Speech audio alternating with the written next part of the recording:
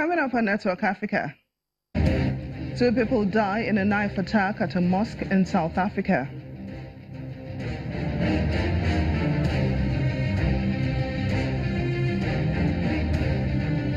South Sudanese rebel leader Riek Machar accepts an invitation to hold talks with President Salva Kiir in Ethiopia.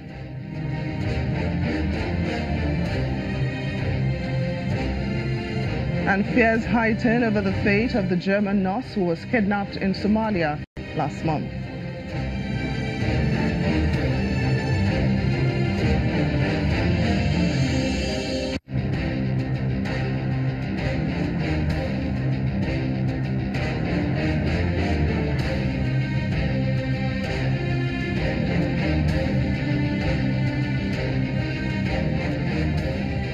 Hello and welcome to the program. I'm Temitope Fagbimi. We begin today in South Africa, where 2 people have been stabbed to death in an attack on a mosque where worshippers were preparing to pray in South Africa. The attackers struck as people gathered in Malmesbury Mosque north of Cape Town early this morning. Policeman Henry Durant describes the attacker as a foreign national in his 30s. When the police arrived on the scene, he refused to hand over his weapon and therefore was shot and killed. Another man is said to have been injured during the attack. So let's get more on the story from our South Africa Bureau Chief, Betty Dibia. Betty, thanks for joining us on the program. Thank you, Tope. So what more can you tell us about the mosque attack?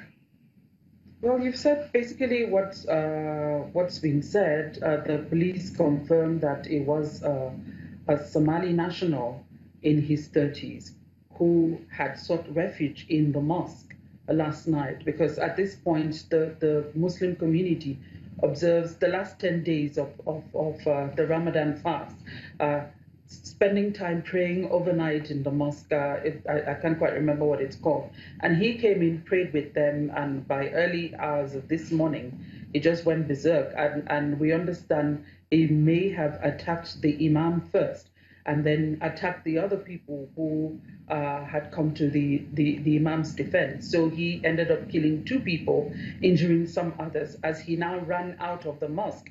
This mosque is situated in the Western Cape, quite close to Cape Town. Then the police was called, and while he was fighting back, with the police, when he refused to hand over his weapon, he was shot. We understand that IPED, which is the body that polices the conduct of the police, they're investigating to find out exactly what happened or why he ended up being shot.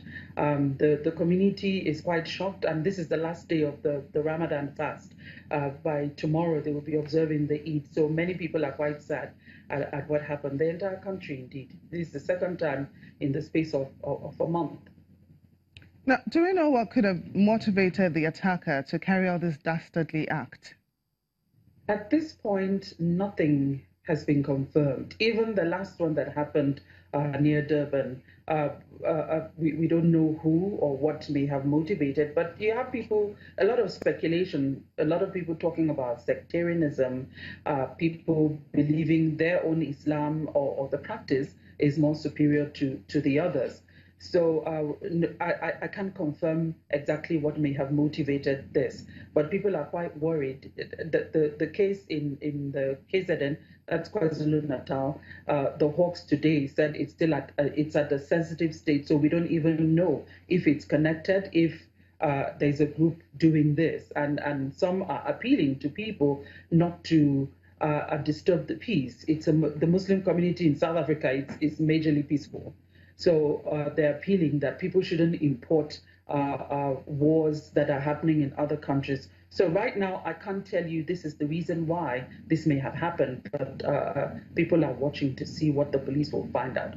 But they are working at the moment. Now, Betty, like you said, this attack comes just a month after a similar one occurred at a mosque north of Durban. So what are the police doing to curb these attacks from happening again? Well, we know that security has been beefed up around the mosques. I'm sure for tomorrow's events, or it's not with as much pomp as we have in Nigeria, but you still have families celebrating. I'm sure more security has been beefed up, but they don't want people scared while they're celebrating or observing the dictates of their religion. So the police minister and the police chiefs, I understand the head of the National Commission of Police briefed the Parliamentary Committee on Police today on what happened, added to other things. We know the issue of the catch and transit heists and the increased violence in the country. So they promised more visible policing, added to other things that they're doing. But you know, in a case like this, where it's a mosque, this is a sanctuary space where you don't want to have gun-wielding people all over the place. People are expected to be safe, but I understand the mosques themselves or the religious places are trying to beef up security, probably screening people without pushing people away from coming to worship with them as well. But the police is promising to solve this matter as quickly as possible. So what are ordinary South Africans saying? Do they trust the security forces to protect them? They're hoping the security forces will protect them. They're hoping, and they're appealing to fellow community members because these people didn't fall out from the skies. They're appealing to community members as well. When you see something untoward, you must let the authorities know because the police can't work alone. The community has to help the police as well. People are worried, people are scared, but they don't want to live in fear as well. So they're appealing to everyone in the community to work together with the authorities to ensure that things like this don't happen. Our South Africa Bureau Chief, Betty Dibia, thank you so much for joining us on the program. Thank you. In central Somalia, a German aid worker who was abducted early last month from Mogadishu is reportedly being held in the Mordug region. One of the residents of the area where the nurse had been working told local media that she was in the hands of about 10 abductors. The woman works with the International Committee of the Red Cross, ICRC. According to the ICRC, the nurse had been delivering first aid training for local responders and caring for Somalis at hospitals, health clinics and places of detention when she was kidnapped.